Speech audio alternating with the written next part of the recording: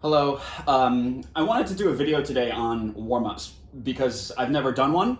And that's probably because warm-ups are really boring and people like to avoid them. I like to avoid them, although I can't because I know enough that that's just not an option.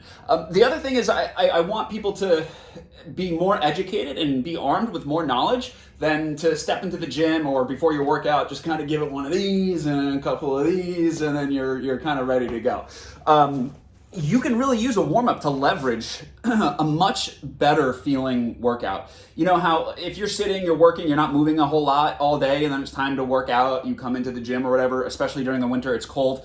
You go to lift the barbell and everything just feels cold and rickety, and it's like the desire to do the workout does not increase. So beyond just getting ready to train or to work out, I think a warm-up can increase desirability. Is that a word? Increase the desire to do your workout. So I suggest for some people, before they step out into the cold, to get into the car to go to the gym, I suggest just getting blood flow moving, where you're at. So just do a couple of stretches, some jumping jacks, and then go do your warm-up. I digress. So what I've done here is I set up a couple of warm-up principles, and you should be able to follow them super, super easily. The only thing you'll really need to know and figure out, either with a coach or on your own, is what specific, movements should you do, right? But beyond that, this is the template to get a really good warm-up, I think. So you can let me know if you agree. Hopefully you can see this. There is a glare, testament to the production value of the things that I do. Warm-up principle number one is aerobics. So before you do anything, I suggest you hop on either a rower or a treadmill, a jog, a ski erg, stationary bike, a Stairmaster, an elliptical, anything that really allows for the blood to just get moving, for your heart rate to increase, and for you to get just a little bit of a sweat going. This to me is like you're kind of lubricating the entire system all at once, meaning you're kind of ready to get moving, to do stuff, right? So it's just kind of slowly shaking off the cobwebs of not being super active prior to coming in to do a workout. So a minimum of 5 minutes really is my feeling on that. I think in an ideal world, you do 20 minutes, but nobody has that kind of time. Anyway, that's the first thing. Super, super simple. Before you do anything, and honestly, if you don't have a lot of time, I say the biggest priority is getting in this piece of aerobics, the cyclical movement, just to get the heart rate up and the blood flowing. That's if there's nothing else you can do principle one, aerobics. But this is also just in order of how you would go. Anyway, principle number two is I like to do my ground-based warm-ups first. So things that involve me either kneeling or lying, either on my back or on my belly. I want to get those things out of the way first. If for nothing else, just to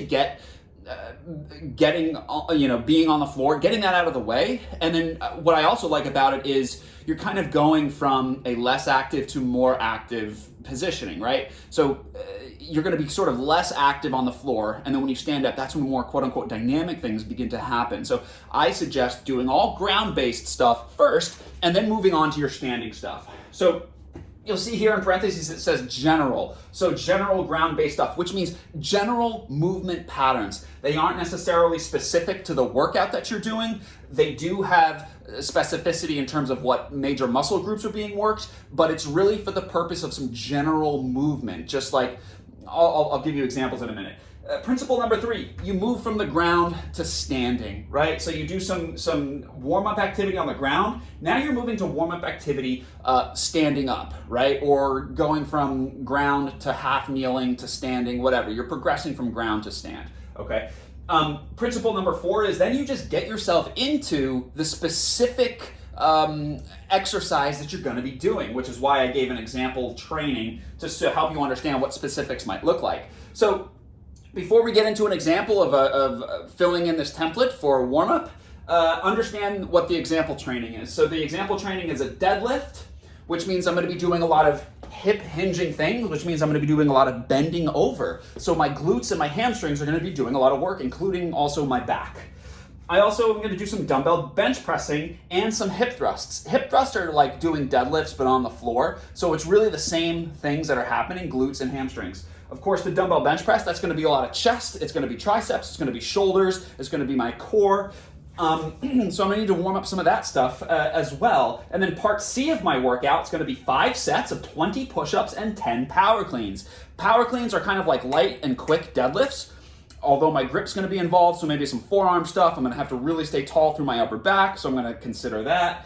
And then push-ups, it's just doing like a bunch of lightweight dumbbell bench presses. Same kind of mechanics, although the core is more involved there, the glutes, and then of course the triceps, chest, and shoulders are involved in the push-ups as well. So I won't take too much time to fill in the blanks in terms of the template, but if I were to do, steps 1 through 4, I would start by doing something like maybe 5 minutes on the rower.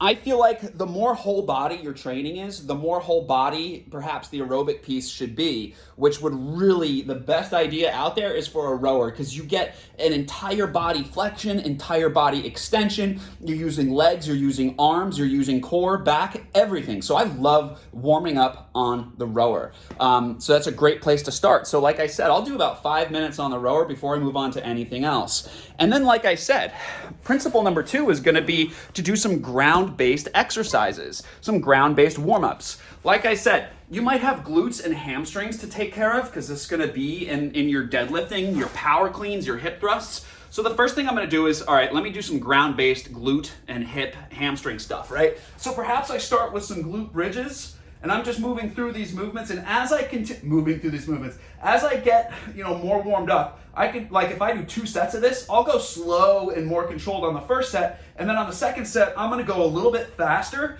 to kind of mimic the fact that I'm gonna be moving the weights faster, right? So I wanna go from slow to fast, easy to more challenging, so on and so forth. So I'll do a couple of glute bridges to hit up my glutes, and then I'll do some things that take place in a different movement plane. So instead of flexing and extending, I'm gonna get into a crawl position and do a little adduction, abduction, right? Still getting my glutes, it's getting my hips really well.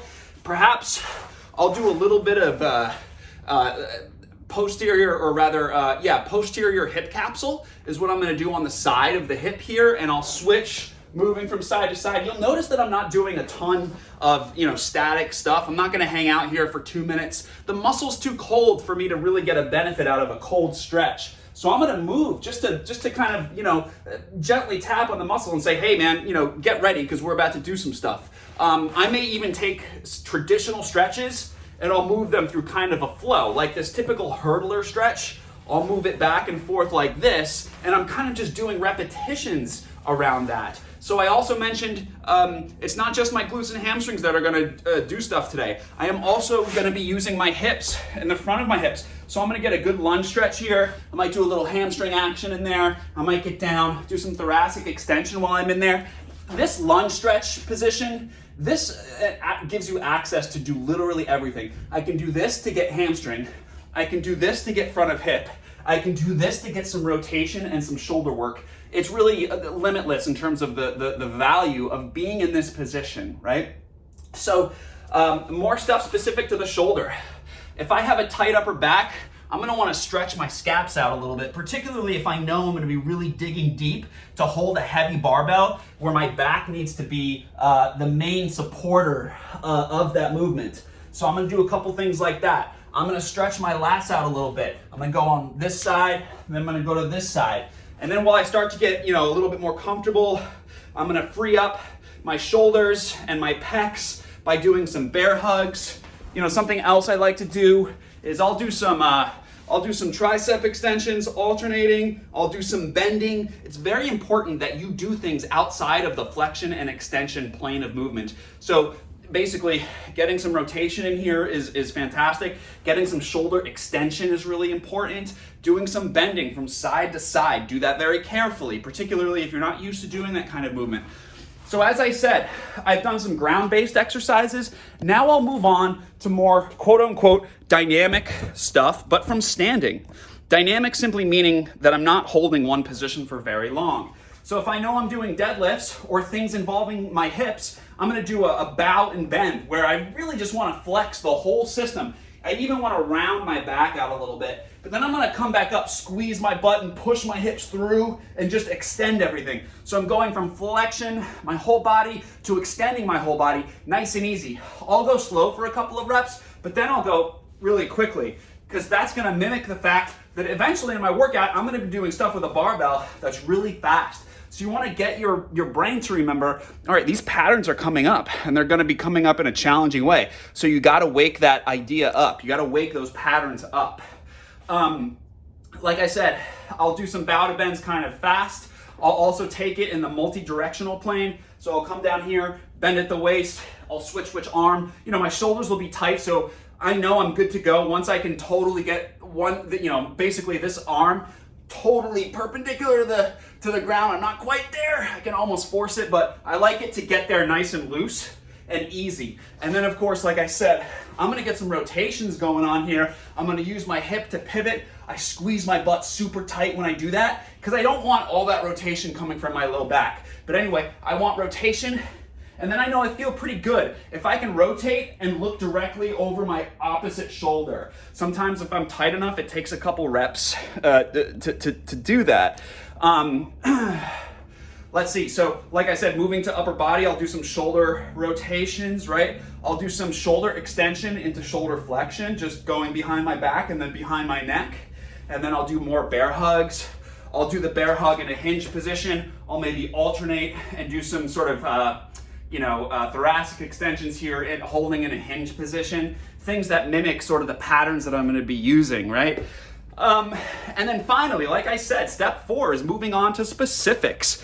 You probably would guess that if I'm doing deadlifts in a workout, then the specific part of my warm-up is going to include doing some deadlifts. I'd likely start with like 135 pounds just to get the movement going, and then I'll work up to my working set weight.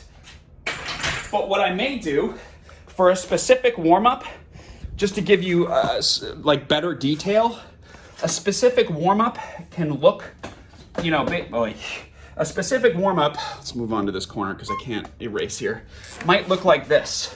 2 to 3 sets of, 6 deadlifts, really light, plus, 6 yoga push-up, and then a tough 12 cal row.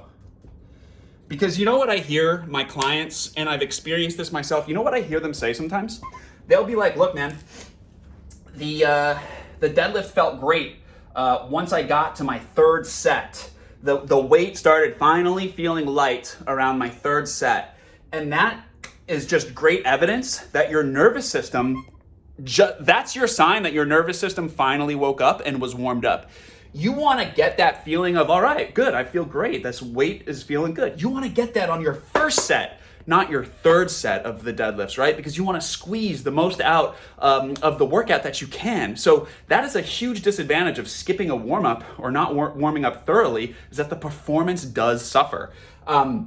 So like I said, and then sometimes people will be doing like, if they're doing CrossFit or something and they're doing 5 rounds for time of, 15 wall balls and 15 burpees, for example. And they're like, you know what? The first couple rounds are really tough, but then I settled into a pace. That is a good sign as well that the warm-up was not adequate enough. So that sensation of the weight feeling better as you go into the workout, it's because your body's warming up while you're working out. So it doesn't get much simpler than that in terms of why warming up is important. And back to my original point here, that's why it's important to do something a little bit intense before you move into the working set of your workout, right? So you're doing some deadlifts, you're doing some push-ups, you're doing some tough rowing, because you've got all this stuff taking place in the training eventually, right? So anyway, sometimes I talk and it feels like it's 3 minutes and it's been 14. If you've stayed with me throughout this whole thing, congrats. You know more than pretty much everybody else around you about how to warm up, right? So look, if you want some more help with this, if you're like, hey, I would love to know how to warm up for X, Y, or Z, please either comment on this, or you can send me a message. I'm happy to talk to you about it and your individual goals and things of that nature. All right, bye.